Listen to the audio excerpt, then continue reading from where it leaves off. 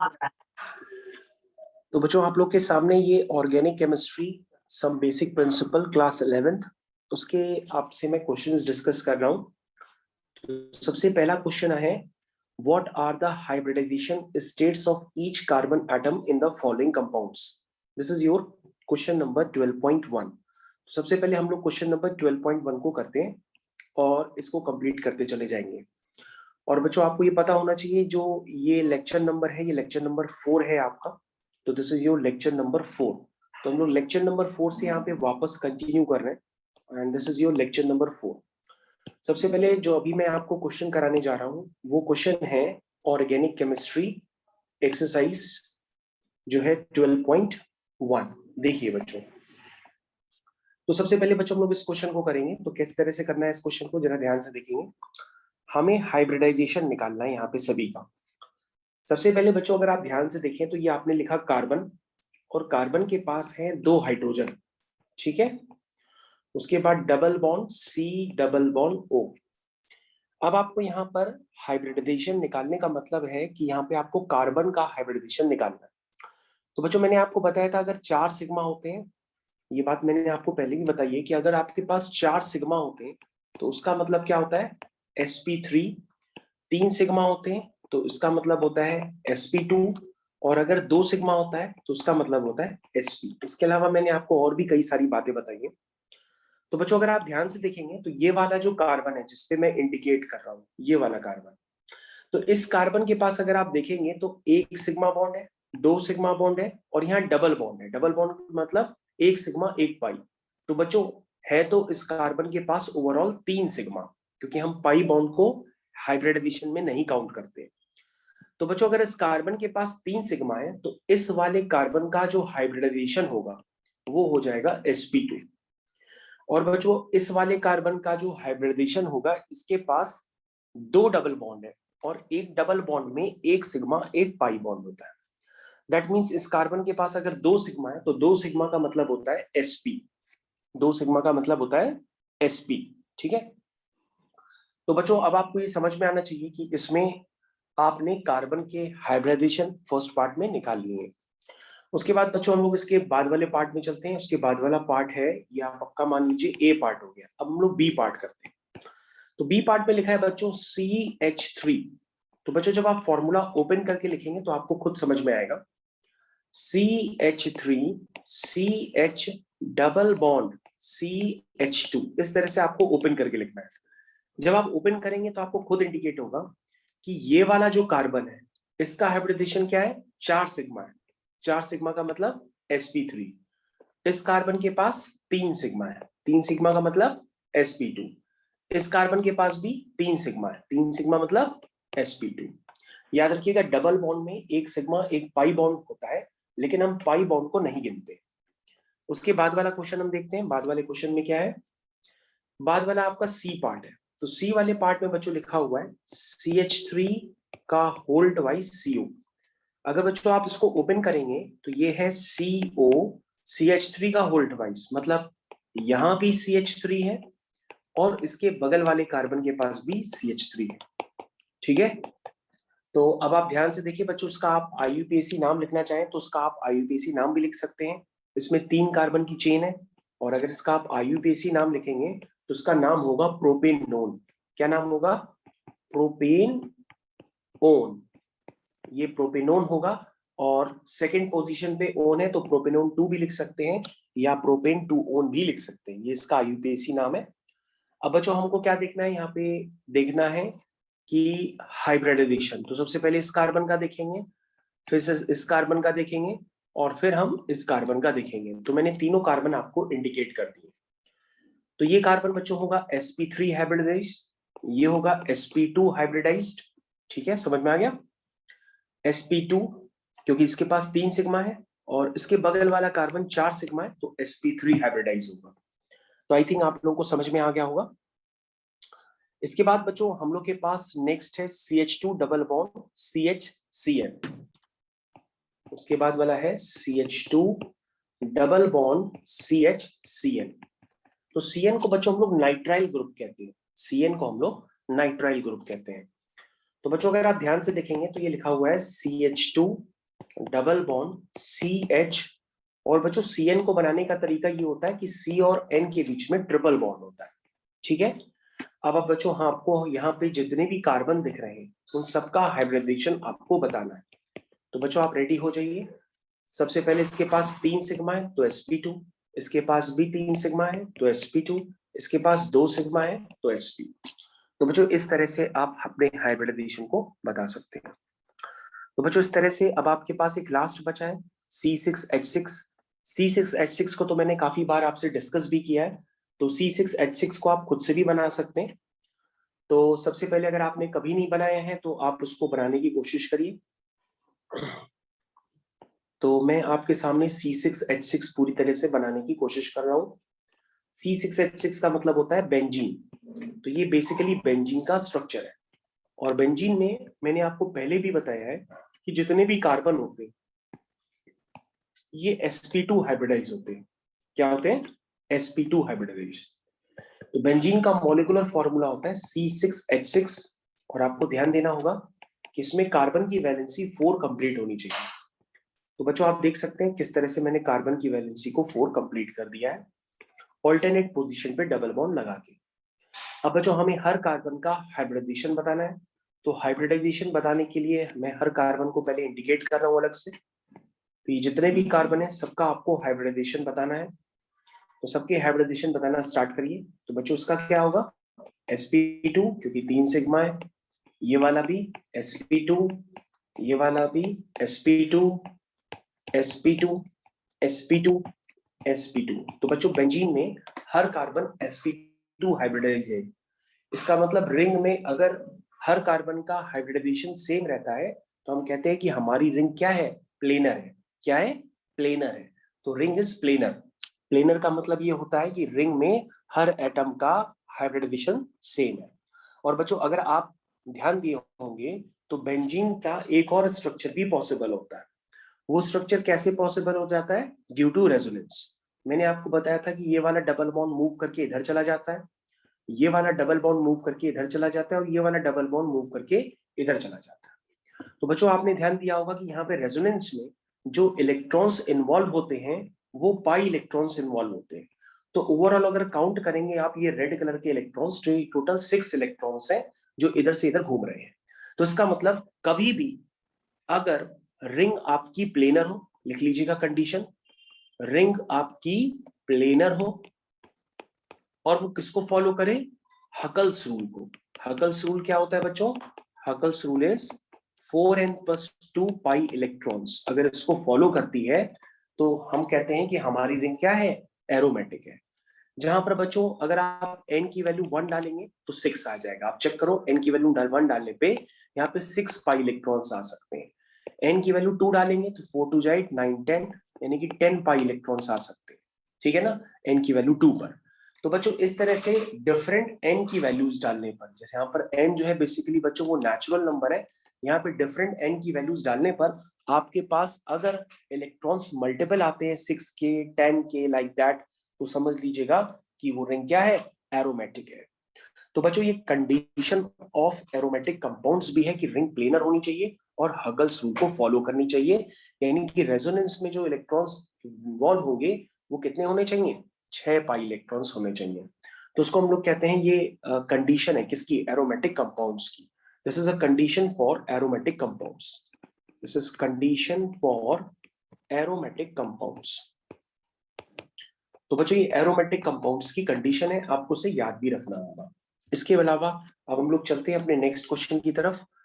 तो बच्चों अगर हम लोग नेक्स्ट क्वेश्चन देखते हैं तो नेक्स्ट क्वेश्चन आपका 12.2 है।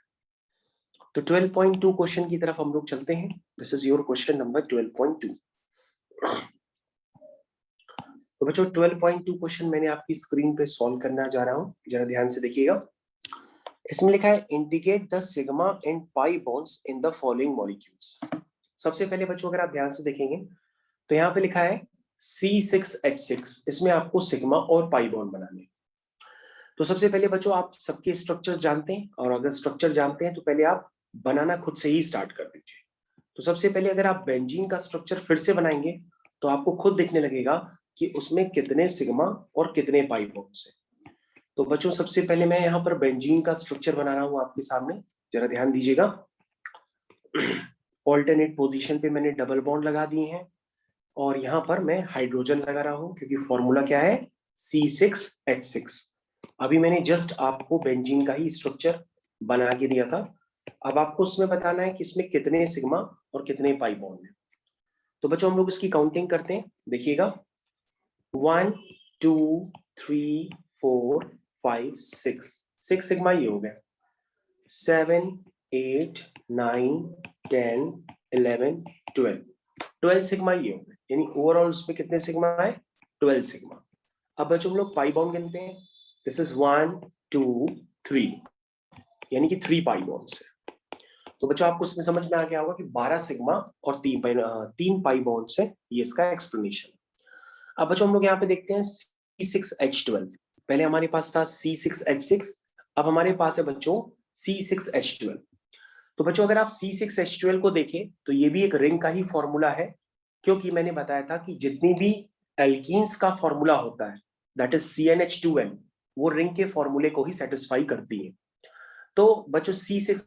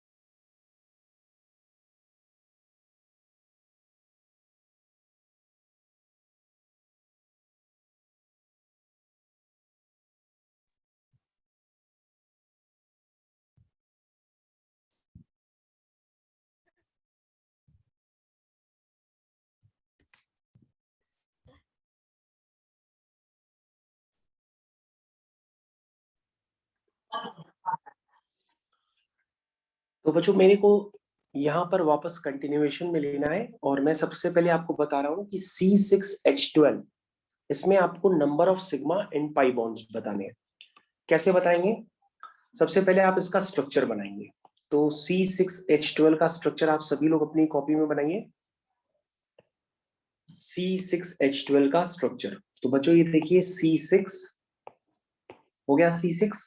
अब H12 करना है, तो यहां पर आप हर कार्बन को 2 हाइड्रोजन दीजिए और अब की बार यहाँ पर डबल बॉन्ड मत लगाइएगा, क्योंकि डबल बॉन्ड अगर आप लगा देंगे तो कार्बन की वैलेंसी 4 से 5 हो जाएगी, इसलिए अब आप यहाँ पर डबल बॉन्ड नहीं लगाएंगे।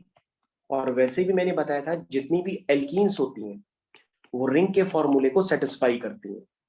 तो इसका फॉर्मूला क्या है बच्चों, इसका फॉर्मूला है C6H6।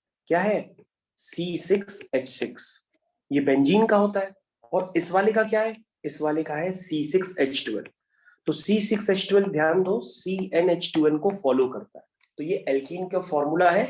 और मैंने बताया था जितने भी एल्कीन्स होती हैं अगर वो रिंग का भी फॉर्मेशन करती हैं तो वो उसका फॉर्मूला सेटिस्फाई हो जाता है। तो देख सकते हैं बच्चों ये रिंग का फॉर्मूला है, इसका नाम आप साइक्लोहेक्सेन भी कह सकते हैं, ये मैंने ऑलरेडी आपको पहले भी बताया है। तो ये साइक्लोहेक्सेन है C6H12। अब यहाँ पर आप अपने सिग्मा और पाई बॉन्ड गिन सकते हैं। तो बच्चों सिग्मा और पाई बॉन्ड गिनना चालू करिए, 1 2 3 4 5 6। बच्चों 6 सिग्मा तो ये हो गए। उसके बाद यहाँ पे 6 कार्बन है और हर कार्बन के पास 2 हाइड्रोजन है, यानी कि 2 सिग्मा बॉन्ड है। यानी यहाँ पर पाई बॉन्ड तो नहीं नजर आ रहा, लेकिन सारे सिग्मा बॉन्ड नजर आ रहे। तो 6 तो ये हो गए और हर 6 कार्बन के पास 2 हैं, यानी टोटल कितने हो गए, 18 सिग्मा बॉन्ड्स हो गए। इसमें टोटल बच्चों 18 सिग्मा बॉन्ड्स हैं, ठीक है। तो उसके पहले वाले कंपाउंड में मैंने आपको बताया है कितने हैं, 12 सिग्मा 3 पाई बॉन्ड्स। लेकिन अभी जो आपने बनाए हैं C6H12 उसमें क्या है, उसमें आपके टोटल 18 सिग्मा बॉन्ड्स हैं। अब बच्चों आपके पास नेक्स्ट कंपाउंड है CH2Cl2। तो सभी बच्चे अपनी कॉपी में तीसरा वाला बनाएंगे। यह आपका पहला वाला मैंने बना के आपको एक्सप्लेन कर दिया, ये दूसरा वाला। अब आप सभी लोग तीसरा वाला बनाएंगे। तो तीसरा वाला बच्चों क्या है, एक बार उसको रिव्यू कर लीजिए। This is CH2Cl2। तो बच्चों CH2Cl2 ये कोई बहुत इजी टाइप स्ट्रक्चर है, डिफिकल्ट नहीं है। तो अगर आपने CH4 का स्ट्रक्चर बनाया है तो आप CH2Cl2 का भी स्ट्रक्चर बहुत आसान तरीके से बना सकते हैं। This is structure of CH2Cl2। तो बच्चों अगर आपने मीथेन का स्ट्रक्चर बनाया होगा तो ये भी स्ट्रक्चर आपको याद आ गया होगा। मैं आपको एकदम प्रॉपर तरीके से भी बना के दे देता हूं, ध्यान देखिए। तो मीथेन का स्ट्रक्चर कैसे बनाते हैं वैसे ही इसको बनाने की कोशिश करिए। This is your structure of methane. कैसे बनाते हैं, CH4, तो यहाँ पे क्या है CH2Cl2। तो बच्चों ये स्ट्रक्चर हो गया। और अगर आप इस स्ट्रक्चर को पूरा बनाना चाहते हैं तो आप पूरा भी बना सकते हैं। पूरा बनाने के लिए आपको क्या करना पड़ेगा, ये बॉन्ड सारे आपस में कनेक्ट करने पड़ेंगे। इस तरह से ये बॉन्ड्स आपस में कनेक्ट हो जाते हैं और इसका शेप होता है टेट्राहेड्रल शेप। और बॉन्ड एंगल कितना होता है, बॉन्ड एंगल होता है 109 डिग्री 28 मिनट। क्या आप सब लोग को याद आ गया कि इसका शेप टेट्राहेड्रल होता है और बॉन्ड एंगल होता है 109 डिग्री 28 मिनट। लेकिन बच्चों यहाँ पर हम लोग को ये सब नहीं करना है। हम लोग को बताना है कि यहाँ पर कितने सिग्मा बॉन्ड्स हैं। तो आपको सिर्फ सिग्मा बॉन्ड्स बताने हैं। तो यहाँ पे बच्चों 4 सिग्मा बॉन्ड्स, बस आपको इतना ही बताना था। उसके बाद बच्चों अगला कंपाउंड है CH2 double bond C double bond CH2। तो CH2 double bond C double bond CH2। तो बच्चों ये हो गया A B C और ये आपका हो गया D पार्ट। अगर आप इस D पार्ट को सॉल्व करेंगे तो कैसा बनेगा, ये हो गया CH2 double bond C double bond CH2। इस तरह से बच्चों आप इसको कंप्लीट कर सकते हैं। ठीक है, तो बच्चों अब आपको क्या करना होगा, इसमें देखने हैं सिग्मा और पाई बॉन्ड्स, तो वो हम लोग देख लेते हैं। तो बच्चों 1 2 3 4 5 6, इसमें बच्चों 6 सिग्मा है। ठीक है, और 2 पाई बॉन्ड है। ये देखो 1 2 पाई बॉन्ड और 6 सिग्मा। तो इसका मतलब जो आपसे पूछा गया था वो आपने निकाल लिया। उसके बाद है बच्चों CH3NO2। नेक्स्ट स्ट्रक्चर है CH3NO2। ये आपका हो गया E पार्ट। सब बच्चे CH3NO2 का स्ट्रक्चर पहले खुद से बनाए और सोचे ये कैसे बनेगा। सब बच्चे इसको खुद से बनाए CH3NO2 को, हमको बताएं कैसे बनेगा। अब आपको नेक्स्ट स्ट्रक्चर बनाना है CH3NO2 का।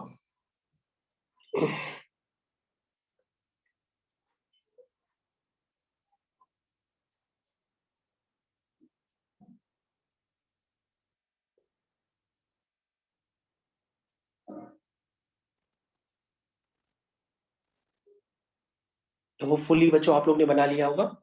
देखिए कैसे बनाते हैं।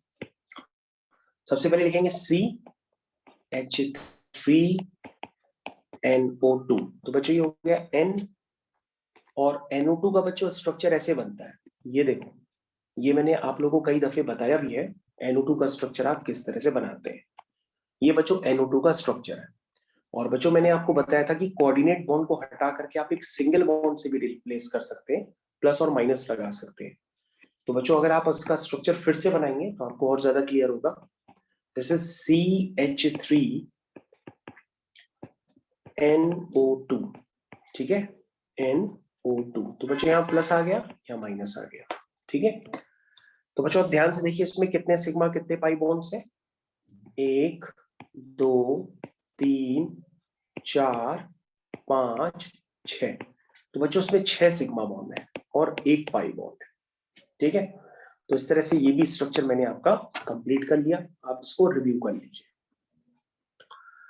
तो बच्चों मैंने आपको बता दिया यहाँ पर सिग्मा और पाई बॉन्ड कहाँ कहाँ पर हैं। अब आपने अच्छी तरीके से देख लिया होगा। ओके, अब हम लोग नेक्स्ट स्ट्रक्चर की तरफ जाते हैं। ई के बाद स्ट्रक्चर है नेक्स्ट वाला स्ट्रक्चर है, उसको मैं कॉपी कर लेता हूँ, ये स्ट्रक्चर है। तो नेक्स्ट वाले स्ट्रक्चर पे आपको ध्यान देना है। तो बच्चों ये आपका नेक्स्ट वाला स्ट्रक्चर है, इस पे आपको बताना है कि इसमें कितने सिग्मा और कितने पाई बॉन्ड्स होंगे। सबसे पहले बच्चों आपको उसे ओपन करना पड़ेगा, तो ये हो गया HCONHCH3। इस तरह से आप इसको ओपन कर लीजिए। ओपन करने के बाद बताइए इसमें कितने सिग्मा और कितने पाई बॉन्ड्स हैं। 1 2 3 4 5 6 7 8। तो बच्चों इसमें 8 सिग्मा है। कितने? 8 सिग्मा और 1 पाई बॉन्ड है। तो ये भी बच्चों कंप्लीट हो गया। आप फिर से काउंटिंग कर लीजिए, 1 2 3 4 5 6 7 8। ठीक है, तो बच्चों इसमें 8 सिग्मा और 1 पाई बॉन्ड है। आई थिंक सभी बच्चों को समझ में आ गया होगा कि ये मैंने स्टार्टिंग के क्वेश्चंस किस तरह से करें। काफी आसान क्वेश्चन है। सबसे पहले मैंने आपको हाइब्रिडाइजेशन सिखाया है और उसके बाद मैंने आपको स्ट्रक्चर्स में सिग्मा और पाई बॉन्ड किस तरह से देखते हैं वो बताया है। तो आई थिंक यहाँ तक सभी को समझ में आ गया होगा। इसके बाद बच्चों हम लोग यहाँ पर आगे कंटिन्यू करते हैं। ओके, तो बच्चों हम लोग यहाँ से आगे कंटिन्यू कर चुके हैं क्वेश्चन नंबर 12.3 की तरफ। तो क्वेश्चन नंबर 12.3 आप सभी लोगों को देखना है। This is question number 12.3। तो बच्चों क्वेश्चन नंबर 12.3 की तरफ आप ध्यान दीजिए। This is your question number 12.3। तो क्वेश्चन नंबर 12.3 बच्चों आपकी स्क्रीन पे है और इसको ध्यान से पढ़िए क्या लिखा हुआ है। इसमें लिखा हुआ है बच्चों, right bond line formula for isopropyl alcohol 2,3 di methyl butanal heptane 4 own. तो बच्चों ये कंपाउंड्स आप पहले से भी जानते हैं, इसलिए स्ट्रक्चर्स अपने आप से बनाना स्टार्ट करिए और हमको बताइए जब आप बना लें। तो सबसे पहले आपका है आइसोप्रोपाइल ग्रुप। तो बच्चों आइसोप्रोपाइल ग्रुप तो मैंने आपको काफी बार बताया कि आइसो किसे कहते हैं। तो आइसो का मतलब ये होता है कि सबसे पहले इसमें देखो कि आइसो का मतलब कभी भी सेकेंड कार्बन पे अगर कुछ ब्रांच कर दी जाए तो वहां पे हम उसको कहते हैं आइसो ग्रुप।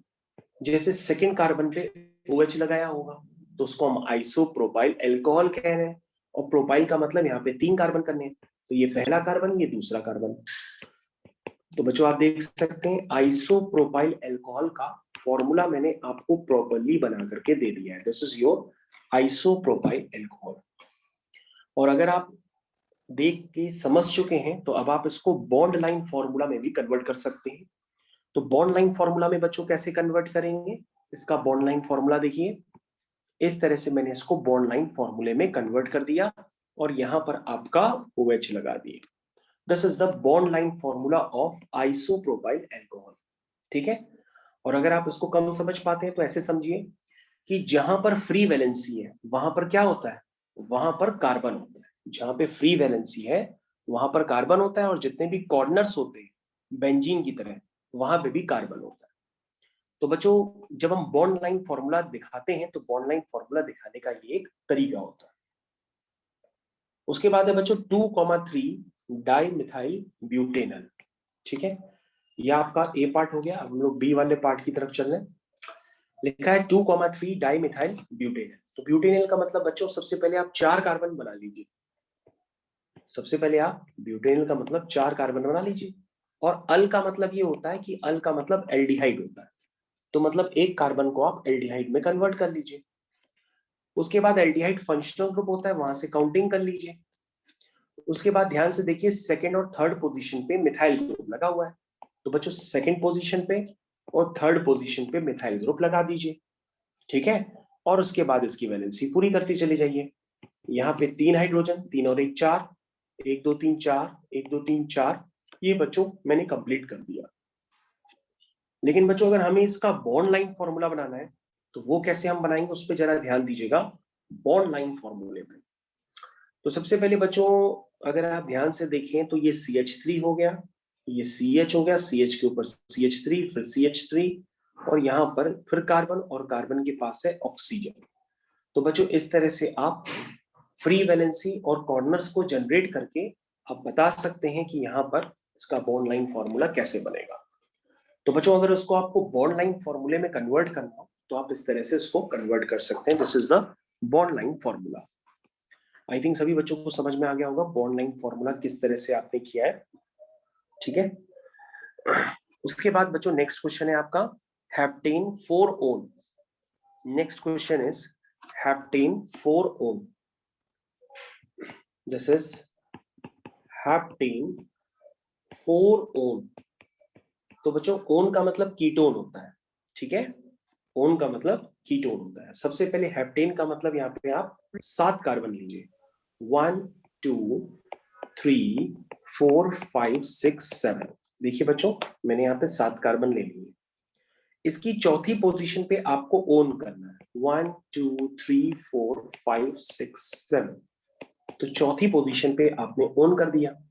उसके बाद इसकी वैलेंसी को आप सेटिस्फाई कर दीजिए। तो CH3 CH2 CH2 CH2 CH2 CH3 हो गया। कितना आसान है। अब बच्चों उसको बॉन्ड लाइन फॉर्मूले में कन्वर्ट कर लीजिए, यानी कि ऐसे फिर ऐसे। ठीक है, फिर ऐसे, फिर यहाँ पे कार्बन के पास ऑक्सीजन लगाए, फिर ऐसे फिर ऐसे फिर ऐसे। तो बच्चों अगर आप गिनेंगे तो आपको 7 कार्बन नजर आएंगे। देखिए 1 2 3 4 5 6 7 नजर आ रहे हैं। और उसके बाद बच्चों जो 4th कार्बन है वहां पर आपको ऑक्सीजन लगाना होगा। इस तरह से आप अपना बॉन्ड लाइन फॉर्मूला कंप्लीट कर सकते हैं। This is known as bond line formula. I think बच्चों आप लोग को समझ में आ गए होंगे कि इस तरह से बॉन्ड लाइन फॉर्मूला लिखे जाते हैं। This is your question number 12.3। अब हम लोग यहाँ से आगे कंटिन्यू करते हैं। 12.3 के बाद हमारे पास क्वेश्चन है क्वेश्चन नंबर 12.4। तो 12.4 क्वेश्चन हम लोग को एक एक करके करना है। हमें इनकी IUPAC नेमिंग लिखनी है। तो हम एक एक करके बच्चों इनकी IUPAC नेमिंग को कंप्लीट करेंगे। सबसे पहला कंपाउंड मैंने अभी लिया है, उसकी हम IUPAC नेमिंग करते हैं। तो ये बच्चों IUPAC नेमिंग आपको उसकी लिखनी है। तो सबसे पहले वाले कंपाउंड की बच्चों मैंने IUPAC नेमिंग आपको बता दी।